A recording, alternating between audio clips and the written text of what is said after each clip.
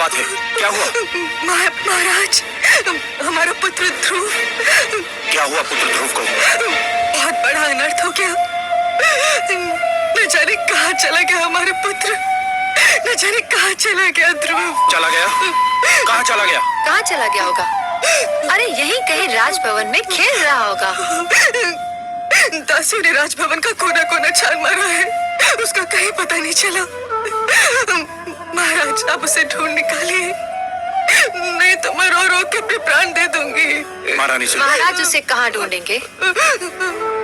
आपका पुत्र आपके पास था, महाराज को क्या पता कि वो कहाँ होगा। महाराज, मेरा सब कुछ छीन लीजिए, किंतु मेरे लाल मुझे लौटा दीजिए। एक उसी का तो सहारा था मुझे, उसी का मुख तो देख देख के जीती थी मैं। धीरज रखिए महारानी सुनीति। कैसे धीरज रखूं, कैसे धीरज रखूं? उसने कहा था कि वो भगवान विष्णु से मिलना चाहता है। मैं समझी कि वो बचपने में कह रहा है। भगवान विष्णु से मिलने? हाँ, आपसे मिलने के पश्चात वो बहुत उदास हो गया था, न जाने कहाँ भटक रहा होगा वो। अगर वो मुझे नहीं मिला ना, तो मैं आपको कभी भी क्षमा नहीं करूंगी। मैं आपको कभी भी क्षमा नहीं करूंगी। मैं आपको कभी भी क्षमा नहीं करूंगी। महारानी सुनीति, महारानी सुनीति, महारानी सुनीति, महारानी सुनीति, महारानी सुनीति मूर्छित हो गई हैं। जल्दी से जल लेकर आइए। आपको दिखाने के लिए ढोंग कर रही है, ये सब आडंबर है।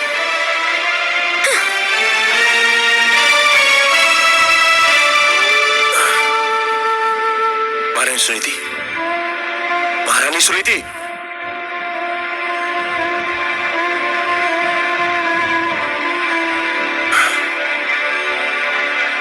दासी, जल्दी से जल लेकर आओ। महारानी सुनीति,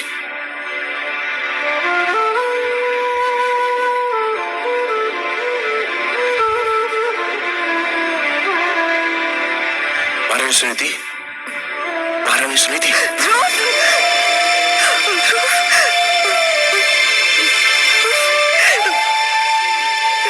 पुत्र ध्रुव। रोइए नहीं महारानी, रोइए नहीं।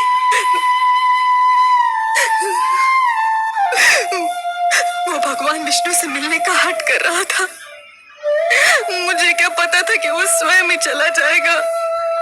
घबराइए नहीं महारानी, वो चला भी गया है तो बहुत दूर तक नहीं गया होगा। आप अपने कक्ष में जाइए, मैं तुरंत ही अपने सैनिकों को ध्रुव को ढूंढने के लिए भेजता हूँ। सैनिकों को भेजोगे?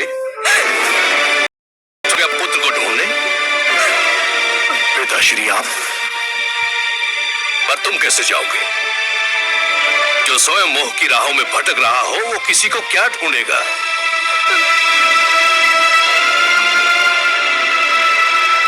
हाथ मत लगाओ मेरे चरणों को, तुम इस योग्य नहीं हो।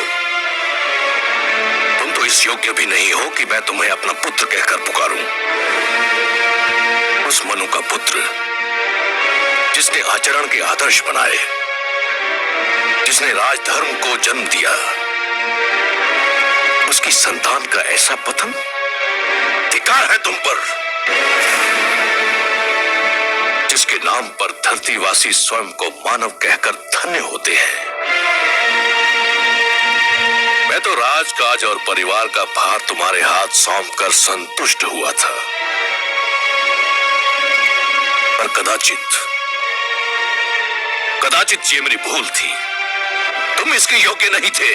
परंतु पिताश्री, पहले राजकाज का कार्य संभालने में कोई भूल नहीं की। मेरी प्रजा मुझसे प्रसन्न है। तुम्हारी प्रजा तुमसे प्रसन्न है? और ये नारी, क्या ये तुम्हारी प्रजा नहीं? केवल इसलिए कि इसने तुम्हारी पत्नी बनना स्वीकार कर लिया। क्या ये न्याय के उन अधिकारों से वंचित हो गई जो प्रजा को प्राप्त होते हैं? क्या ये तुमसे प्रसन्न है? क्या अपराध किया था इसने जो इस गुणवंती के अधिकार छीन कर तुमने उस गुणहीन को दे दिए?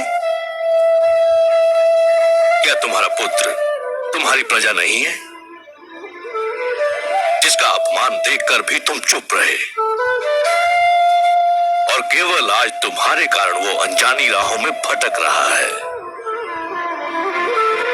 मुझसे भूल हो गई पिताश्री। भूल?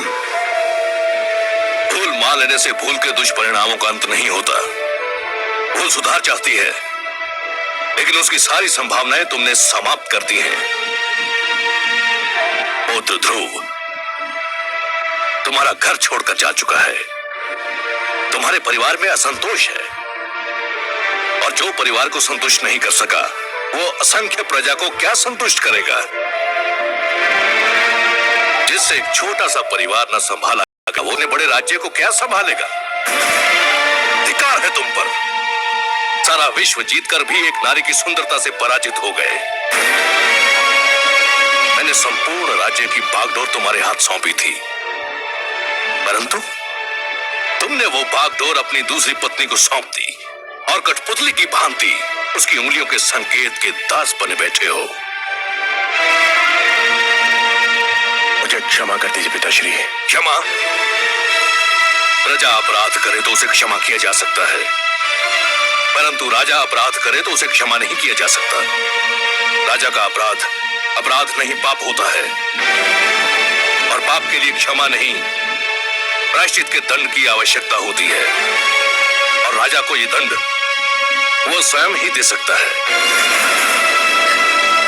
क्षमा याचना करो अपनी पत्नी सुनीति से, जिसके साथ अन्याय किया है तुमने, घोर अन्याय। जिस मनु की तपस्या महाप्रलय ने भी भंग नहीं की, तुमने अपने परिवार के साथ अन्याय करके वो तपस्या भंग कर दी और मुझे यहां आने पर विवश कर दिया। याद रखो तानपात, यदि पुत्र वियोग में मेरी पुत्र वधू को कुछ हो गया तो तुम मेरे शाप से नहीं बच पाओगे। पिताश्री सुनिए तो सही। मैं कुछ नहीं सुनना चाहता। पिताश्री, पिताश्री मुझे इतना कड़ा डंडा दीजिए पिताश्री।